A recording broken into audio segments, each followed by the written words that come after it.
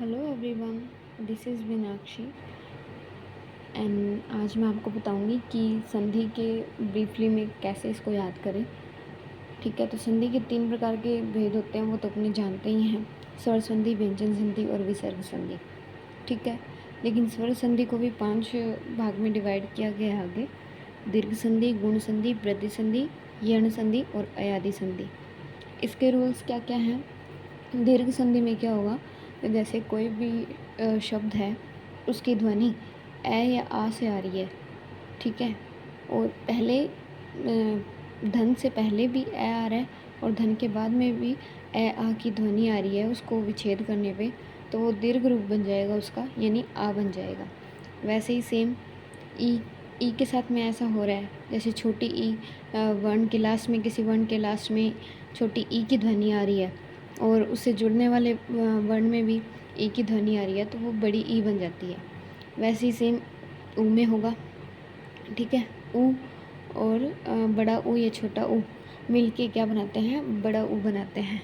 ठीक है, जैसे विद्यालय, विद्यालय को अगर लेंगे हम तो विद्यालय ऐसे लिखते हैं हम, तो विद्या, इसका संधि विच्छेद क्या होगा, विद्या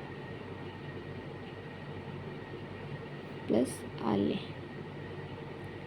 यानी ये वर्ण के लास्ट में और ये इधर से भी वर्ण के लास्ट में आगे ध्वनि आ रही है, तो ये दोनों मिलके आ का निर्माण करेंगे, जैसे विद्यालय। ठीक है, गुण संधि में क्या होता है, आ ए या आ के साथ में ई मिल जाए तो वो ए का निर्माण करेगी। ए आ के साथ में अगर ओ मिलता है तो वो ओ का निर्माण करेंगे। ए आ के साथ में अगर री बनता है, री आता है, तो वह अर शब्द का निर्माण करेंगे। ठीक है, जैसे इसका कुछ एग्जांपल लेते हैं, तो जैसे एग्जांपल में अगर हम लें हर्षोचित, हर्षोचित, हर्षोचित, तो इसका संधि विच्छेद कैसा होगा, हर्ष प्लस उचित, ये छोटा ऊ आएगा यहाँ पे। जैसे हर्ष के ये ए की ध्वनि आ रही है यहाँ पे और यहाँ पे ऊ की आ रही है, तो ए और आ मिलके किसका निर्माण करते हैं, ओ का निर्माण करते हैं, जैसे हर्षोचित। ठीक है, अब करेंगे वृद्धि संधि। वृद्धि संधि में क्या होगा कि जैसे इसमें ए आ के साथ में ई को ऐड किया गया था, ऊ को ऐड किया गया था, वैसे ही ए आ के साथ में ओ को, अगर छोटा ओ को ऐड करते हैं तो औ का निर्माण करते हैं ये लोग। ठीक है, और ए आ के साथ में अगर ए का निर्माण करते हैं तो ये ऐ का निर्माण हो जाता है। जैसे महेंद्रजीत, महेंद्रजीत को अगर अपने लिखेंगे, इसका महेंद्रजीत का अगर संधि विच्छेद करेंगे तो जैसे महा प्लस इंद्रजीत का निर्माण करते हैं, तो महेंद्रजीत।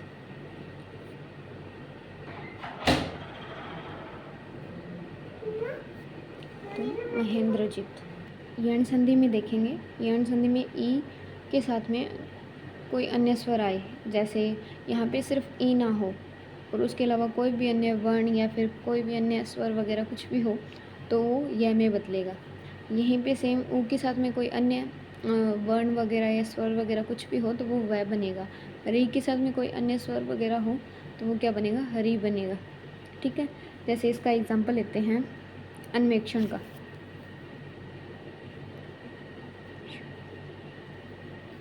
अन्वेषण, यहाँ वह आ रहा है तो इसका संधि विच्छेद कैसे होगा, तो नु प्लस एशन,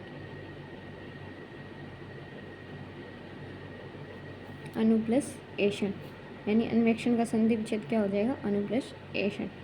ठीक है, अयादि संधि, अयादि संधि में क्या होगा, अगर ए के साथ में कोई अन्य स्वर आ रहा है तो वो अय बनता है या आय बनता है। अगर छोटा ए है, ठीक है, और उसके साथ कोई अन्य स्वर है तो वो अय बनता है। अगर ऐ है तो उसके साथ में अन्य स्वर है तो वो आय बनता है। और वैसे ही सेम अगर छोटा ओ है तो फिर उसके साथ में अव बनेगा, और औ है तो उसके अन्य स्वर के मिलने से आव बनेगा। एग्जाम्पल इसका देखते हैं, जैसे चयन। अब चयन है यानी अय, चय, चय, इसको बोल के देखो, अय की ध्वनि आ रही है तो इसका संधि विच्छेद कैसा होगा, चे प्लस अन। यानी अब इसको इसका संधि विच्छेद को अगर जोड़ते हैं तो कैसे होगा, चे अन। इसको बोल के देखो, चयन। आ रही है ना ध्वनि, सेम वैसे ही। ठीक है, ये थी हमारी स्वर संधि। अब आते हैं व्यंजन संधि पे। व्यंजन संधि में क्या बताया गया है कि अगर क, च, ट, त, प इनके साथ में अगर किसी भी कोई भी जो वर्ग है उसका तीसरा या चौथा वर्ण या फिर अंतस्थ व्यंजन जैसे य, र, ल, व या फिर सभी स्वर आते हैं तो वो ये जो चीज़ है वो अपने तीसरे में बदल जाएगी। इसका जो तीसरा वर्ण होगा उसमें बदल जाएगी। कैसे, जैसे वाक प्लस ईश, यहाँ पे क्या आ रहा है, क आ रहा है। ठीक है, और ये क्या आ रहा है, इसमें से ये स्वर आ रहा है ई, तो ये किस में बदलेगा, अपने तीसरे में बदलेगा। इसका तीसरा कौन सा होगा, क ख ग, यानी ग गमला। तो ये क्या बनेगा, ईश, बड़ी ई की मात्रा इसमें लगानी है तो वागीश। ठीक है, ये क्या बता रहा है, अगर क, छ, ट, त, प इनमें पंचम वर्ण मिलता है तो ये अपने पंचम वर्ण में बदल जाएंगे। कैसे, जैसे यहाँ पे इनका ये आ रहा है, क, छ, ट, त, प में से क आ रहा है और ये क्या आ रहा है, न आ रहा है, नाग। तो नाग का क, छ, ट, त, प, नाग, यानी ये तय वर्ग का लास्ट में पंचम वर्ण आ रहा है न, तो ये किस में बदलेगा, ये अपने पाँचवें में बदलेगा। इसका पाँचवा कौन सा होता है, क, ख, ग, घ, ड़। ठीक है, तो ये क्या बन जाएगा, दृढ़ नाग। ठीक है, समझ में आ गया। अब अगर द के साथ में कोई पंचम वर्ण मिलता हो तो वो क्या बनेगा, न में बनेगा। एग्जाम्पल लेते हैं इसका, जैसे इसका एग्जाम्पल लेते हैं उन्नयन। उन्नयन, उन्नयन का संधि विच्छेद क्या होगा, उद प्लस में नयन। ये पंचम वर्ण है, तय वर्ग का पंचम वर्ण है और ये क्या है, द, यहाँ पे द आ रहा है। अगर द के साथ में कोई भी पंचम वर्ण मिलता है तो वो न में परिवर्तित हो जाता है, तो क्या बन जाएगा, उन्नयन। ठीक है, अब अगर सेम इसी का ही है पर अगर द से पहले री दिया हो, ठीक है, तो वो जो यहाँ पे न बन रहा था वो किस में चेंज हो जाएगा, न में चेंज हो जाएगा। कैसे, जैसे शरद, अब यहाँ पे क्या आता है, री आ रहा है ना, मतलब रे की ध्वनि आ रही है ना, द से पहले रे की ध्वनि आ रही है और इधर क्या है, पंचम वर्ण है, तो वो क्या बन जाएगा, न में बन जाएगा, शर्ण, ऐसे होगा ये, शर्ण महोत्सव। ठीक है, शर्ण महोत्सव, समझ में आ गया। अगर द से पहले री आ रहा है और द के बाद में अगर पंचम वर्ण आ रहा है तो वो न में परिवर्तित हो जाता है, यानी यहाँ पे आधा न आ जाएगा। ठीक है, जैसे मृद, मृद, मृद में। ठीक है, तो मृद में का क्या बनेगा, मृण में। यहाँ पे द आ रहा है, यहाँ पे री आ रहा है, ठीक है, और यहाँ पे मैं आ रहा है, ये पांचवा वर्ण है, ये द है और ये री की ध्वनि आ रही है, तो यहाँ पे क्या बन जाएगा, मृण्य, मृण में।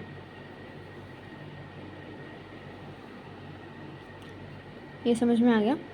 अगर यहाँ पे कोई भी पंचम वर्ण आ रहा है प्लस में द आ रहा है इधर और र की ध्वनि आ रही है द से पहले, तो ये जो ये द है ये किस में परिवर्तित हो जाएगा, न में परिवर्तित हो जाएगा। ठीक है, अब अगर द है, द दिया हुआ है और उसके साथ में किसी भी वर्ग का पहला दूसरा वर्ण दिया हुआ है तो वो तय में परिवर्तित हो जाएगा। कैसे, जैसे तत्काल। अब तत्काल को कैसे लिखेंगे, तत् प्लस काल, यानी ये कै दिया हुआ है, पहला वर्ण दिया हुआ है और ये इधर द है, यहाँ पे तद भी लिख सकते हैं वैसे अपने, पर मोस्टली कुछ शुद्ध वर्तनी के हिसाब से इसको तत् ही लिखते हैं, पर वैसे ये तद तत् दोनों ही लगा सकते हैं इसमें। ठीक है, तो तत्काल। अब इसमें दिया हुआ है कि मैं अगर यहाँ पे किसी वर्ण में, किसी शब्द में मैं की ध्वनि आ रही है और मैं के साथ में अगर कैसे लिखी मैं, तो कोई भी दिया हुआ है या सह दिया हुआ है, तो वो ये जो वर्ग है पहले क्या परिवर्तित हो रहा था, ये इधर वाले परिवर्तित हो रहे थे, है ना, इनमें चेंज आ रहा था, ये अपने पाँचवें में, ये अपने तीसरे में, ऐसे बदल रहे थे ये। ठीक है, पर अब क्या हो रहा है कि ये वाला वर्ग बदलेगा। कैसे, जैसे संजीवनी लिखते हैं, तो अब संजीवनी का संधि विच्छेद कैसे होगा, सम प्लस जीवनी। और इसको अनुस्वार में भी लिख सकते हैं, पर अगर इसको अनुस्वार में नहीं लिखते हैं तो ये कैसे मिलेगा, जैसे अब जय का पंचम वर्ण क्या होता है, हण, तो ये स के बाद में हण है, फिर जीवनी, संजीवनी। अगर अपने शॉर्टकट के हिसाब से हम इस पर अनुस्वार ही लगाते हैं, क्योंकि ये थोड़ा सा पढ़ने में थोड़ा सा डिफ़िकल्ट होता है, संजीवनी को मोस्टली पढ़ लेते हैं ईजी वे में, तब या फिर लिखने के हिसाब से भी मतलब ये संजीवनी जल्दी लिखा जाता है। तो वैसे दोनों ही करेक्ट हैं, अनुस्वार भी लगा सकते हैं और ये निर्णय भी लगा सकते हैं, ठीक है। अब अगर तय द के बाद में श आता है तो ये जो च है, सॉरी तय है, ये अपने च में बदलेगा, और ये जो श है ये किस में बदलेगा, छ में बदलेगा, ठीक है। कैसे, इसको एग्जांपल से देखते हैं। जैसे उच्छेद, उच्छेद यहाँ पे च भी आ रहा है, छ भी आ रहा है, तो इसका कैसे करेंगे, उत प्लस छेद, उच्छेद, उच्छेद, ठीक है।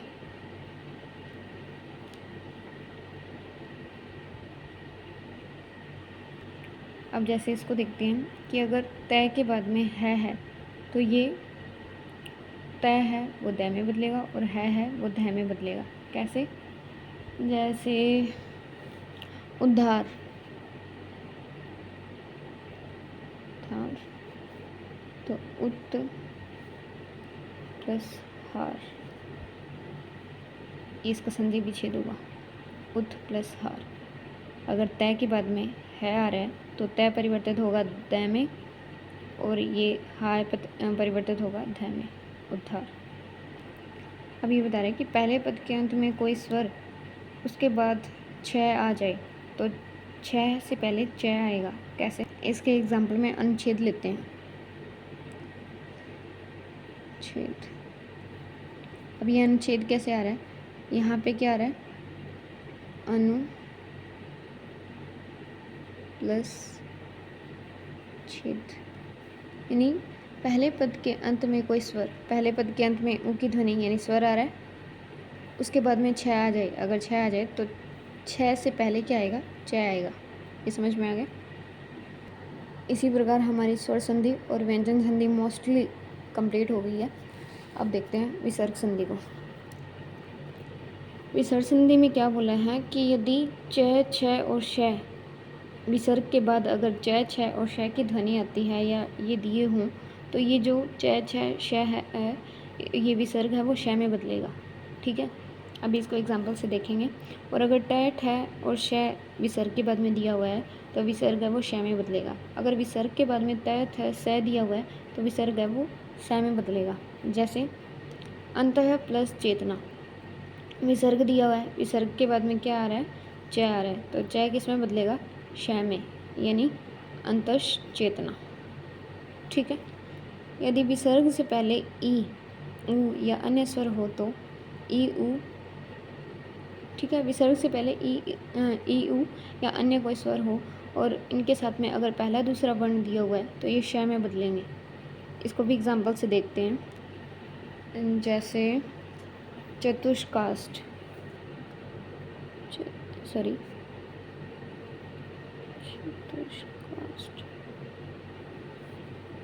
अब यहाँ पे इसका संधि विच्छेद क्या हुआ, चतु प्लस काष्ठ,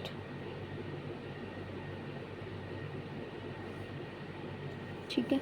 यानी चतु विसर्ग से पहले अगर ऊ या ई की ध्वनि आ रही है और बाद में पहला दूसरा वर्ण दिया हुआ है तो ये यहाँ पे जो विसर्ग है वो किस में बदलेगा, श में बदलेगा, श षटकोण, ठीक है।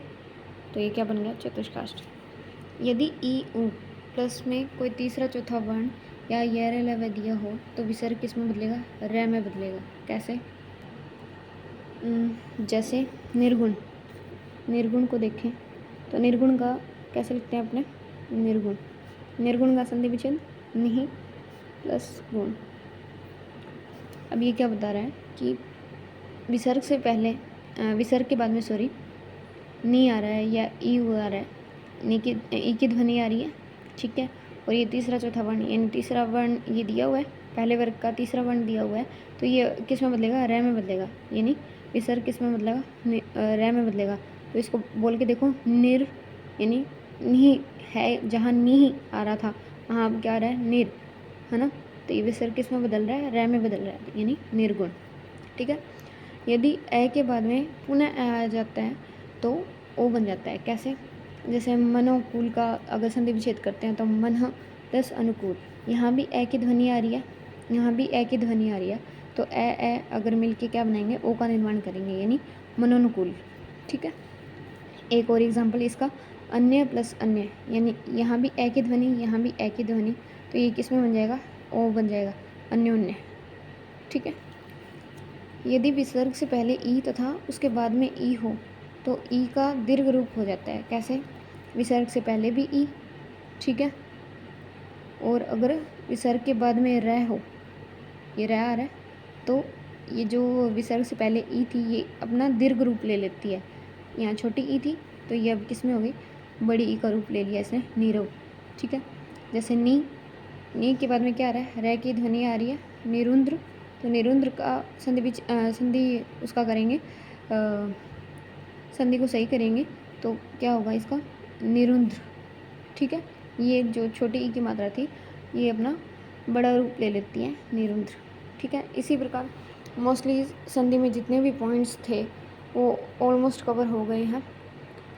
So thank you so much.